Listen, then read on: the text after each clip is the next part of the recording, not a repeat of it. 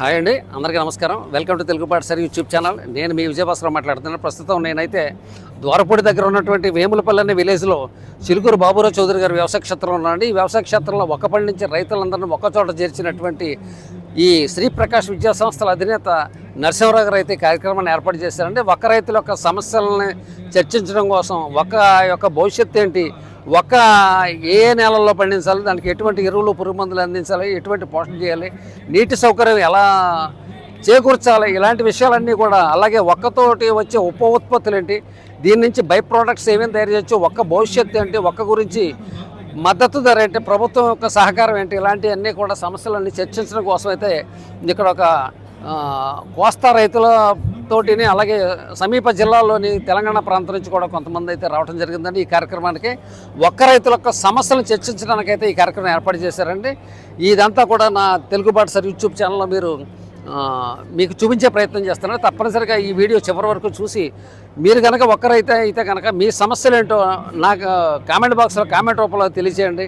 అలాగే పైవారికి తెలియజేసే ప్రయత్నం చేస్తానండి. చిలుకూరు బాబురావు గారు అనే రైతు యొక్క జీవిత చరిత్రను తెలియజేస్తూ వారికి సంబంధించినటువంటి పుస్తక ఆవిష్కరణ కార్యక్రమం అయితే ఇక్కడ జరుగుతుందండి. అలాగే ఒక్క పండించే రైతుల సమగ్ర సమావేశం, అంటే ఒక్క రైతులందరూ ఒక్క చోట కలిశారని చెప్పొచ్చండి. ఒక్క పండించే రైతులందరినీ కమ్యూనికేట్ చేసి వీళ్ళందరూ ఒక చోటకి తీసుకొచ్చి ఈ ఒక్క పండించే రైతుల యొక్క సమస్యలు, ఒక్క పండించడంలో మెళకువలు, ఒక్క పండించే రైతుల భవిష్యత్తు ఏంటి, దీనికి అవసరమైనటువంటి గిట్టుబాటు ధర ఏంటి, దీనికి ఎటువంటి ఎరువులు పురుగు మందులు వేయాలి, దీనికి ఎటువంటి నేలలు అవసరమైతే, ప్రస్తుతం ఏ ప్రాంతాల్లో ఒక్క పండిస్తున్నారు, ఏ రాష్ట్రాల్లో ఒక్క పండిస్తున్నారు, ఒక్క యొక్క ఉపోత్పత్తులు ఏంటి, ఒక్కని ఎలాగైతే మనం మార్కెటింగ్ చేసుకోవాలి, ఈ ఒక్క భవిష్యత్తులో ఆశాజనకంగా ఉంటుందా లేదా అనేది ఇక్కడ వివిధ రాష్ట్రాల నుంచి వచ్చినటువంటి రైతు సోదరులంతా కూడా ఇక్కడ సమావేశం జరుగుతుందండి. ఈ సమావేశానికి నేను నిడదవ నుంచి వచ్చి ఇక్కడ అటెండ్ అవ్వటం జరిగిందండి. అలాగే ఈ కార్యక్రమంలో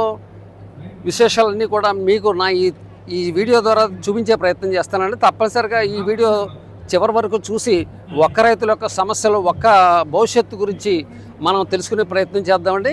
ఈ కార్యక్రమానికి అనేక ప్రాంతాల నుంచి, తెలంగాణ నుంచి, రాయలసీమ నుంచి, కర్ణాటక నుంచి, తమిళనాడు నుంచి, కేరళ నుంచి కూడా అయితే కొంతమంది ప్రతినిధులు అయితే హాజరవడం జరిగిందండి. ఈ కార్యక్రమం ఇంకా కొనసాగుతుందండి. ఈ కార్యక్రమంలో తీసుకున్నటువంటి నిర్ణయాలు ఇవన్నీ కూడా మీకు ఈ వీడియో చివరినైతే మీకు తెలియజేయడం జరుగుతుందండి. ఫాలో అవుదాం రండి.